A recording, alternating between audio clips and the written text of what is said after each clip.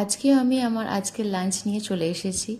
আজকের লাঞ্চের আইটেম একটু বেশ মাউথ ওয়াটারিং, বেশ ভালোই খেতে জিনিস, কিন্তু খুব কমই আইটেম রেখেছি।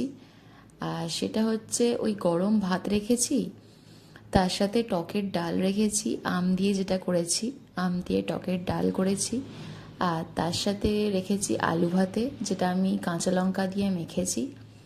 আর তার সাথে রেখেছি মুচমুচে কটা মাছের ডিমের বড়া, যেটা খুবই সুন্দর খেতে।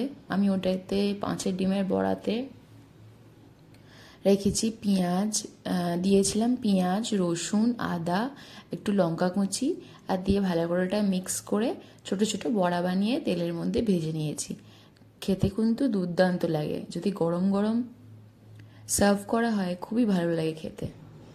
একবার বানিয়ে খাবেন, এরকম ইজি রেসিপি, কারণ গরমে বেশি অনেক কিছু খেলে ভালোও লাগে না। আর অনেক সময় হাজব্যান্ড তাড়াতাড়ি যায় অফিস,